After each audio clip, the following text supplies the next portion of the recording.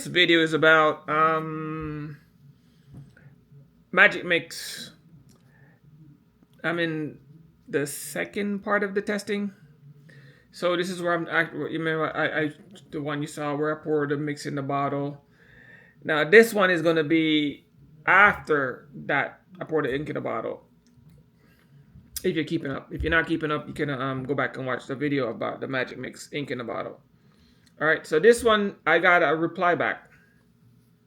I know I'm all over the place, but I got a reply back from MagicMix from DTG Pro because I thought that's where that's pretty sure that where that came from. Yep, DTG Pro. That's where it came from.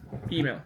All right, and the email they send me a response back. I'm gonna just copy and just paste it in the comments not in the comments in the description section. So if you want to read the email that they sent me, you can read it. I'm gonna read like bits and pieces of it. You can read the whole thing if you want to. So they did their little comment thing and tell me they watched the video, blah blah blah blah blah. Again, you can read it if you want to. If you don't want to, you don't have to worry about it. Oh, and if you want to subscribe, you can do that. If you don't want to, that's also your choice. Reading. So again, I'm picking out the parts I want to talk about. So they're talking about the low sediment inks, and again, I'm picking pieces of it here. So they said they're low sediment inks. In terms is also he's saying that low sediment inks is a loose term. You just slap it in there and it is what it is. It's often used as loosely as marketing claims. You get what I'm saying? Just, it's just a marketing term. All right. So with the rest of this stuff, the email, it goes, while some inks have residue sediments, virtually all DTF inks experience some degree of pigment settling over time. Yeah, that's normal. I told y'all every ink does it. It really doesn't matter. You pick one, they all do it. All right, so which leads to clog related to frequent cleaning, electrical damage, spills, blah blah blah blah blah blah blah, failure, printhead failure, all the stuff. That stuff everybody knows. So they're saying that the low sediment inks is a loose term. Is mostly marketing. All right. Now the first. Sorry, this is the first part of the email because I'm jumping around through this email. I'm just picking the parts I want to read. MagicMix is a patent pending non-hazardous formula. So there's nothing hazardous in there. So they're correcting me on what I said. It might be oh my goodness, I forgot the name of him. Antifreeze. Okay, I said there was antifreeze. It looked like antifreeze went in the bottle, and they want to correct me and let me know there's no antifreeze in that bottle. It's something else. They have something else there, but it'll give you that tinge. All right, so there's no antifreeze in the bottle. Ethylene glycol. That's what it's called. Ethylene glycol. Brain just kicked on. So there's no ethylene glycol in the MagicMix. It's supposed to be non-hazardous. Again, I don't know what's in there. I'm just reading what they told me. Okay, what's in the email? I'm reading it. You can read when I'm done. Now that the video is going. Now that you're watching it. You're watching it. So description, emails there. You can read it yourself. That said, we always recommend performing any specialty printing process in a well-ventilated area. So they just like I keep telling everybody, vent your area. Make sure you put that stuff out your house, out your windows, out your building. You don't want to keep that stuff inside with you. So no matter what you're doing, vent it out the door automatically. Just vent that shit. All right, and they're just reminding in the email. All right, or powders can process. And then they're talking about also the powders. So the powders can also pose health risks. So you want to cover your face up with a mask or something when you're using the DTF powder because they're such fine grains. I mean, I tell everybody this. And y'all see my videos when I'm printing. I always got a little mask on my face. We got a ton of them from COVID. So just put the damn things on. It's not gonna hurt you none. All right. And just wear that. That's what they're saying. It's always better to be safe than sorry. Sounds familiar? I've been saying it. It's always best to be safe than sorry. All right, so you notice I mentioned to simulate a printhead strikes. I said in the video I wanted to do a printhead strike, and they're saying that that's not a good idea. So let me read what it says. Just a word of caution. This can cause printhead damage. Yeah, I know that. I just wanted to do it because I'm testing stuff, so I might as well just test it to the limit. Printhead surfaces itself, which no additive, including MagicMix, can remember. So if you do have you get a printhead strikes and it damages the printhead, MagicMix can't help it. That's what you're saying. I want to do a printhead. I wanted to do a printhead strikes, which I did do. I did get a printhead strike, like I wanted to. I didn't record it, obviously. That's why you're not seeing it. I did do a head strike, and it really didn't affect it one way or the other. It was the same thing. Didn't make a difference. Okay. So they're just warning you that if you get a printhead strike even though you use a MagicMix, there's really nothing they can do to solve that problem. MagicMix benefits lies in keeping the pigment evenly suspended in the inks, flowing smoothly, not repairing physical wear. So what I just said, it's not, if you damage your printhead from printhead strikes or whatever, the MagicMix ain't gonna help you from that. That was pretty obvious. I just wanted to create a printhead strike, because sometimes you get a printhead strike. I hope he's watching. If you're watching, this is what I meant by getting a printhead strikes. So sometime you're printing, we can't tell when it's going to happen. Nobody can. And you get the printhead just strike the sheet or rub across top of the sheet. I call it a strike because it's still hitting the sheet. You know, it's not damaging the printhead, but the print smears so bad that it just backs up inside the printhead. I call it a strike because it's still hitting your sheet. Or your sheet curl or whatever the hell it is, and it curls so much that it curls enough so that when the printhead comes over, it just rubs against the printhead and not cause any damage. That happens. I've seen it happen too many times, myself and with other people. All right, so I wanted to replicate that. That's what I was talking about. I didn't mean, and obviously, nothing can fix a printhead strike if you damage a printhead. Nothing. There's nothing, no remedy for that. That was like pretty obvious. I thought we could have figured that part out. But no, I wasn't saying MagicMix was help with the printhead strike. I was talking about, again, let me explain. Printhead going across, the sheet, the DTF sheet has like a crinkle in it or something, and it comes across, miss it here, but right here's a crinkle. The printhead goes over that and rub against it. Not going to cause a problem physically, but what it will do is back the ink up so much, right, that it will back up inside the printhead. And if your solution was good enough to keep the printhead still flowing, even though it strike the sheet and back up inside the printhead. That's what I was hoping to achieve. And I did do that. I did actually get, I think it happened to me like 3 times already.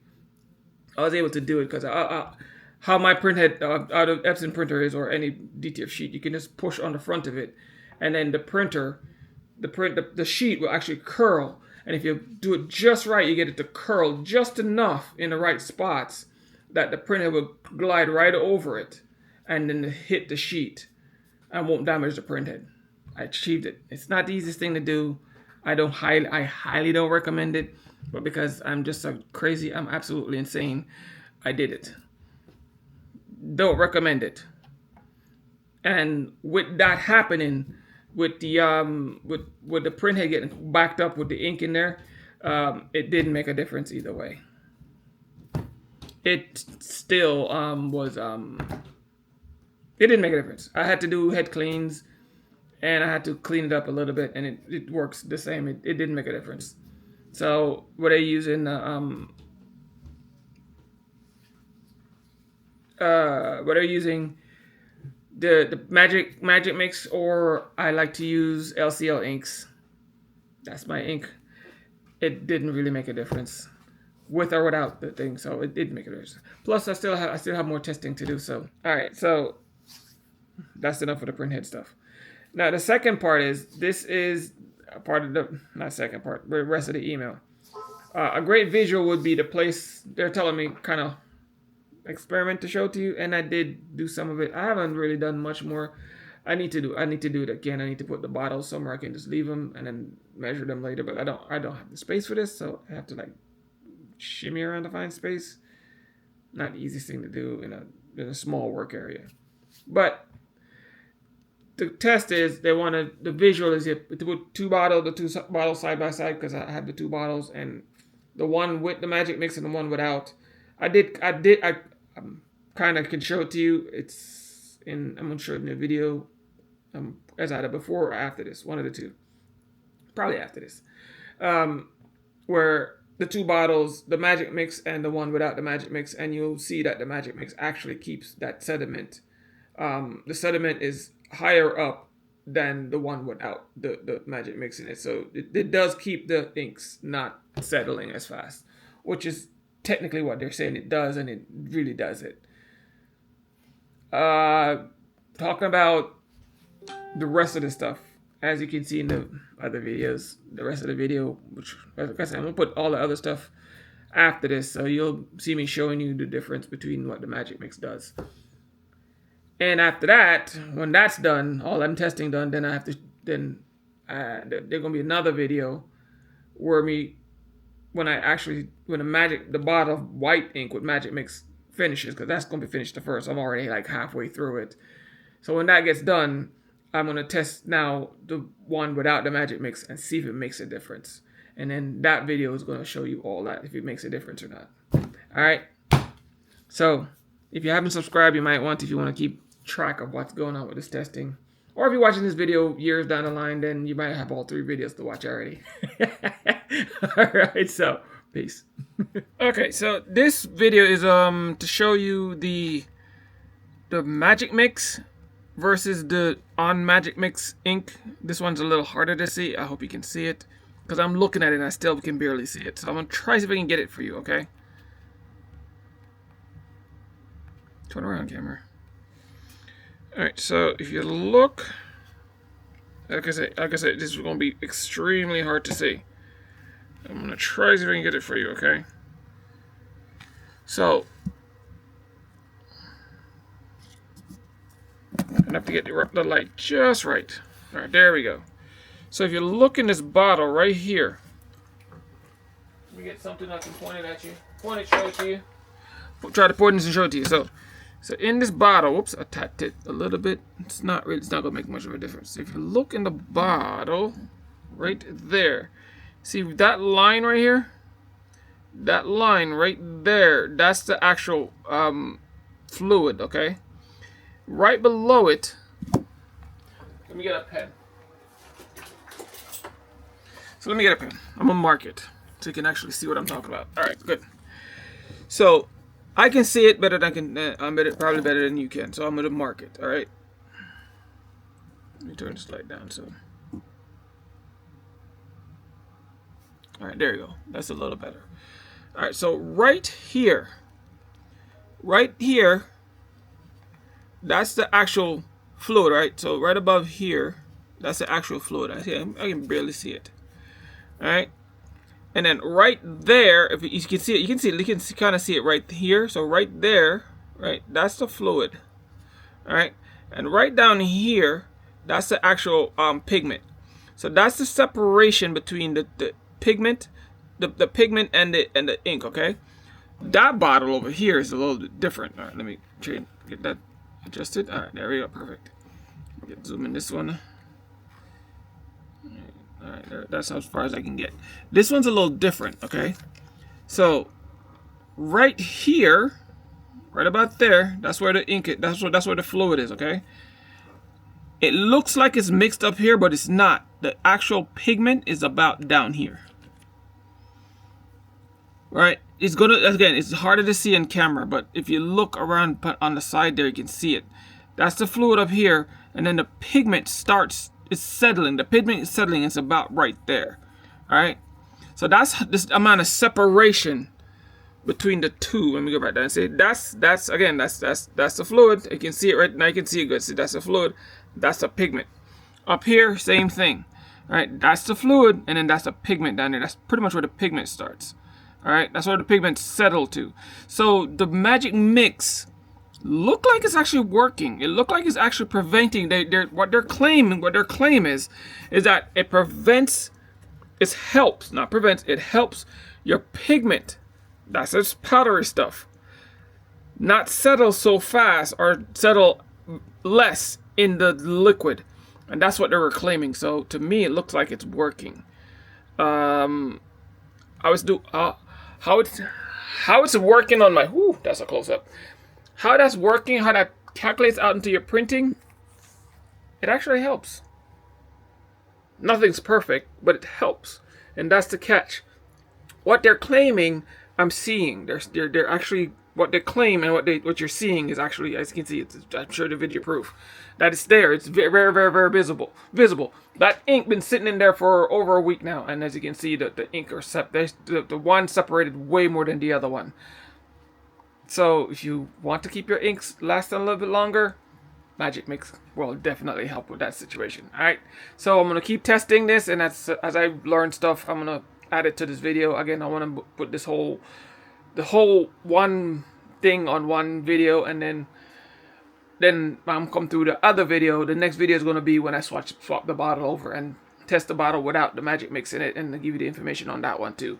Alright, and then eventually I'm going to come back to my final thoughts. Alright, so peace. Step up your A game, or you'll be ashamed.